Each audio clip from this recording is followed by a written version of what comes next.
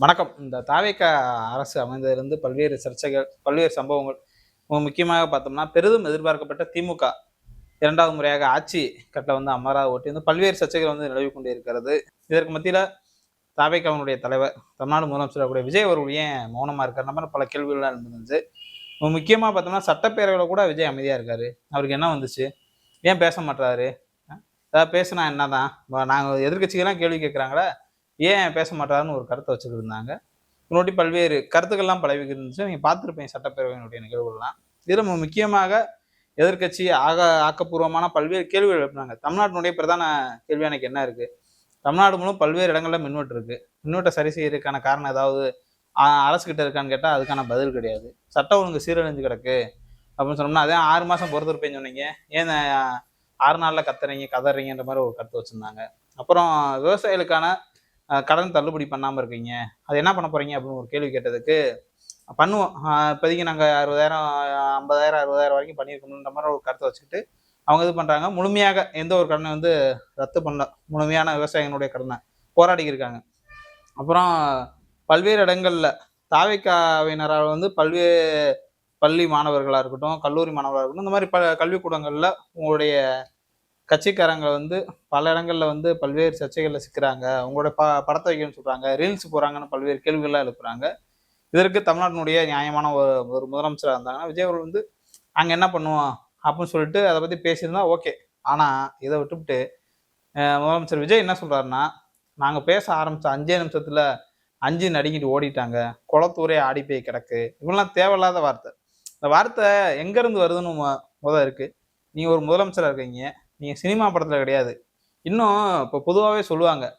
விஜய் சீமானுடைய அரசியல் எப்படின்னா, அவ ஒரு மேடைக்கு போயிட்டான்னா, ஒரு பஞ்ச்சு, அப்புறம் ஒரு கத்துறது, அப்புறம் ஒரு வீரவசனம், இந்த மாரி பல இது இருக்கும் சீமானோட மேடையில.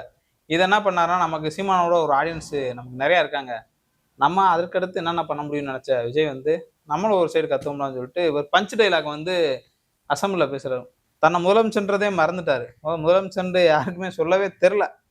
அவர் முதலமைச்சரா? இல்ல யாருன்னே தெரியல. ஏன்னா முந்தா நாள் பார்த்தோம்னா, அமைச்சர் விஸ்வநாதன் அவர்கள் கூட தமிழ்நாடு முதலமைச்சர் தளபதி மு.க.ஸ்டாலின்ற மாரி தான் கருத்த வைக்கிறாரு. ஸோ, இதுலேருந்து என்ன இருக்குன்னா, இப்ப ஆக்கப்பூர்வமா வந்து எதிர்க்கட்சிகள் வந்து பல்வேறு கேள்விகள் வைக்கிறாங்க ஆளுங்கட்சிய நோக்கி. எதிர்க்கட்சினா, ஆளுங்கட்சிய நோக்கி மக்கள் சார்ந்த பல்வேறு உரிமை சார்ந்த பிரச்சனை கிளப்புறதுக்கு தான் எதிர்க்கட்சி. ஆனா ஆளுங்கட்சியா இருக்க விஜய் வந்து நியாயமா பதில் சொல்லணுமா இல்லையா? ஒரு குட்டி கதை. அதாவது தன்னோட ஆடியோ லான்ச் இருக்கு பாத்தீங்களா? எந்த ஒரு ஆடியோ லான்ச் வந்தாலுமே, ஒரு ஆடியோ லான்ச்லயும் இன்னைக்கு முதலமைச்சரா இருக்காரு, அன்னைக்கு விஜய் தளபதின்னு சொல்லிக்கிருப்பாங்களா, அவர் வந்து ஒரு குட்டி கதைன்னு சொல்லி ஆரம்பிப்பாரு. இந்த குட்டி கதைன்னு சொன்னாவே, அவங்களோட ரசிகர்கள் வந்து அத ட்ரெண்ட் எடுத்துட்டு போவாங்க. நீங்க உங்கள வணங்குறவங்களும் இருப்பாங்க, வரவேற்கிறவங்க இருப்பாங்க, நதி மாரியே கடந்து போகணும்னு சொல்லுவாங்க. அப்புறம் உசுப்பேத்துறவன்ட்ட உம்முன்னும், கடுப்பேத்துறவன்ட்ட கம்முன்னும் இருந்தா வாழ்க்கை ஜம்முன்னு இருக்குன்னு சொல்லுவாரு. இந்த மாரி வெற்றிக்கு பின்னாடி ஓடாதீங்க. உங்க திறமைய வளர்த்துக்கங்க. வெற்றி உங்கள தேடி வரும். இந்த மாரி நான் சொல்லிட்டே இருக்கேன்ல. இந்த மாரி பல வசனங்கள வந்து குட்டி கதை மூலமா சொல்லி, தன்னோட ரசிகர்களுக்கு குட்டி கதைன்னு சொன்னாவே, அத தான் சார்ந்த ரசிகர்கள் வந்து அத ட்ரெண்ட் பண்ணுங்க அப்படின்றதுக்கான ஒரு அர்த்தம் தான். அத வச்சுட்டு ஒரு வயதான ஒரு முதியவர் தோற்றத்த வச்சுட்டு என்ன பண்றாருன்னா, அப்படியே தேடுறாராம். தேடுனோன ஒரு சின்ன பையன் வந்து கேட்குறானாம், "ஐயா என்னங்க வெயில்ல இப்படி தேடுகிறீங்க?" "இல்ல உங்க அப்பாவ காணோம்னு சொன்னாங்க" அப்படின்னு ஒரு கருத்த வச்சுட்டு தேவையில்லாத வார்த்தை விடுறாரு. இது உங்களுடைய வயசுக்கு இது தேவைதானா? முதலமைச்சர் மு.க.ஸ்டாலின் அவர்களுடைய தோல்வி என்பதே குலத்தூர் மக்களால ஏத்துக்க முடியல. இன்ன வரைக்கும் அங்க ஜெயிச்சிருக்காருல்ல பாபு. அவர யாராவது வந்து கொண்டாடுறாங்களா? அவரு இப்ப நன்றி தெரிவிக்க போனாரு, சொல்லிட்டு போனாரு. எங்கேயாவது ஒரு இடத்துல ஆரவாரம் இருந்துச்சா? அப்போ உங்களுடைய வெற்றி என்பது எப்படி இருக்கு? பல நபர்களும் சொல்றாங்க இவிஎம்ல தான் நீங்க வந்து வெற்றி பெற்றீங்கன்ட்டு. அப்ப இவிஎம் வந்து முழுமையா அவங்க வந்து சரியான முறையில வந்து ஏதாவது ஒரு வழக்கு போட்டு அதெல்லாம் எடுத்து பார்த்தா தான் தாவேகாவினுடைய வெற்றி என்பது உறுதியா இல்லையான்னு தெரியும். ஏன்னா விஜய்க்கே வந்து இதற்கு முன்பா கான்ஃபிடென்ட்டே கிடையாது. நம்ம 2 இடத்துல நிப்போம். ஏன்னா எங்கேயாவது ஒரு இடத்துல தோத்துருவோம்னு ஒரு கருத்து தான் மையப்படுத்தி தான் திருச்சி கிழக்குல நின்னாரு, பெரம்பூர்ல நின்றாரு. தப்பித்தவிர 2 தொகுதி மக்களும் வந்து அவர் வாக்களிச்ச மாதிரியான ஒரு கருத்து வைக்கிறாங்க. அது எந்த அளவுக்கு உண்மைத்தன்மையே கிடையாது. சரி, நீங்க வந்து அப்பாவ காணோம், அத காணோம், இத காணோம்னு சொல்றீங்கல்ல. உதயநிதிய பார்த்து தான் இந்த கேள்விய கேட்கிற மாரியே ஒரு கருத்த வைக்கிறீங்க. உதயநிதி நாளைக்கு அவரோட ஃபேமிலியோட நின்னு அவரோட ஃபோட்டோ போட்டு அவங்க அப்பாவோட, அவங்களோட பிள்ளைகளோட வந்து ஃபோட்டோ போட்டு ஒரு குடும்பத்தோட ஒரு ஃபோட்டோ போட முடியும். உங்களால முடியுமா? உங்க அப்பா என்ன சொன்னாரு இதுக்கு முன்னாடி? இல்ல நீங்க வந்து உங்க அப்பாவ வச்சுக்கிட்டு தலைவா படம்னு ஒரு பிரச்சனை வந்துச்சுல்ல. அப்ப என்ன பண்ணீங்க? கொடநாடுல போய் நின்னீங்களா இல்லையா? ஜெயலலிதா அன்னைக்கு முதலமைச்சரா இருந்த ஜெயலலிதா அம்மாவ பார்த்து இப்படி கை கட்டி நின்னீங்களா இல்லையா? கார்கிட்ட போயிட்டு பார்த்தீங்களா இல்லையா? நின்ன மாரி. அப்போ உங்க அப்பா வந்து அதுக்கடுத்து உங்கள என்ன சொல்லியிருக்காரு? என் பையன் சரி இருக்கான்னு சொல்லியிருக்காங்களா? சரி, செங்கல்பட்டு ரகசியம் இருக்குல்ல, செங்கல்பட்டு நீதிமன்றத்துல உங்க பேர்ல வந்து ஒரு வழக்கு இருக்குல்ல, என்ன சொல்றாங்க உங்க மனைவி? விவாகரத்து கேட்குறாங்களே, அப்போ உங்க பிள்ளைகளுக்கு நீங்க யாரு? அப்படின்னு கேட்டாங்கன்னா என்ன பண்ணுவீங்க? ஏதாவது பேசணும்னு நினைச்சு பேசலாமா? நீங்க தமிழ்நாடு முதலமைச்சரா இருக்கீங்க. நீங்க அவையினுடைய கண்ணியத்த காக்க வேண்டியது நீங்க. பல எம்.எல்.ஏக்கள், சட்டமன்ற உறுப்பினர்களா இருக்கட்டும், அமைச்சர்களா இருக்கட்டும், எல்லாருமே எது பண்ணாலும் நீங்க தான் வந்து அந்த இடத்த வந்து சரியான முறையில கொண்டு போயிட்டு, இறுதியான உரைன்றது வந்து ஒரு ஒரு சுமூகமான, ஒரு நல்லிணக்கமான ஒரு உரையா இருக்கணும். ஆனா, நீங்க வந்து நாங்க 5 நிமிஷத்துல பஞ்ச் டயலாக் பேசுவோன்ற மாரி, ரீல்ஸ் கலாச்சாரத்துக்காக எதுவும் பேசக்கூடாதுன்றது தான் நம்ம இந்த இடத்துல இருக்கோம். இன்னொன்னு ஒண்ணு சொல்றாரு. ஊழல் பெருகிருச்சு, ஊழல் எங்க ஆட்சியில அப்படி இருக்கு, அப்படி இருக்காதுன்ட்டு. காருக்கு வரி கட்டாதன்னு சொல்லி உங்க மேல வந்து இது கேஸ் இருக்கா இல்லையா? அதே மாரி படத்துல வந்து ம பல பணங்கள வந்து மறைச்சு வாங்குன அந்த வழக்கு இருக்கா இல்லையா? பிளாக் டிக்கெட் வித்த உங்க கட்சிக்காரங்கலாம் இருக்காங்களா இல்லையா? இல்ல அன்னைக்கு ரசிகர் மன்றத்துல இருந்தவங்க இருக்காங்களா இல்லையா? அப்ப நீங்க என்ன ஊழல பத்தி பேசுறீங்க? கடந்த காலங்கள்ல வந்து அதுல இன்னொன்னு சொல்றாங்க. Party fund. பார்ட்டி ஃபண்ட்னா எந்த பார்ட்டி ஃபண்ட்? சொல்லுங்க. தைரியம் இருந்தா? ஆ ஆதவ பேசுறாருல்ல. நீங்க பேசுனீங்கல்ல. இந்த மாரி திமுக தான், அதிமுக தான் தைரியம் இருந்தா சொல்லுங்க. இப்ப வெறுமனே வந்து ஏதாவது ஒரு இது வந்து பத்திரிக்கை எடுத்து வச்சுக்கிட்டு, அள்ளி விட்டு போறதுக்கு தான் நீங்க இருக்கீங்களா? என்ன நினைச்சுக்கிருக்கீங்க நீங்க? தமிழ்நாடு முதலமைச்சரா? இப்ப தமிழ்நாட்டுல உங்க மக்கள் வந்து உங்களுக்கு ஓட்டு போட்டுருக்காங்க. தமிழ்நாட்டுல கரண்ட் இல்ல. அத பத்தி பேசுங்கன்னா யாரும் பேச மாட்றீங்க. இப்ப பெண்களுக்கு பாதுகாப்பு இல்ல. நீங்க சொன்ன குட்டீஸ் நண்பா, நண்பிகளுக்கு ஒரு இடத்துல கூட பாதுகாப்பு கிடையாது. உங்க கட்சிக்காரனே வந்து நீங்க முதலமைச்சர்ன்னு ஆகுறீங்க. மறுநாள் வந்து சென்னையில வந்து உங்க கட்சிக்காரன் 53வது வட்டச் செயலாளர்ன்னு நெனைக்கிறேன். அவன் வந்து கைதாயிட்டு 8 வயசு பிள்ளைய ஏதோ சில்மிஷம் பண்ணி கைதாயிட்டு போறான். அப்ப இதுக்கெல்லாம் வந்து தீர்வு கிடையாது. இப்ப அண்மையில வந்து ஒரு அறிவிப்பு குடுத்துருக்காய்ங்க. தூய்மை தொழிலாளர் 12 மாநகராட்சி வந்து டெண்டர் கோரியிருக்கீங்க 4,00,00,000க்கு. சென்னையில போராட்டம் பண்ணணும்னு பண்ணும்போது நீங்க என்ன பண்ணீங்க? அன்னைக்கு என்ன பண்ணீங்க நீங்க?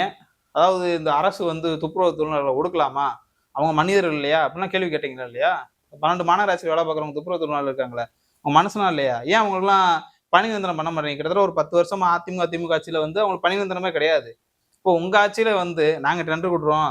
யாராவது லீஸுக்கு எடுங்க.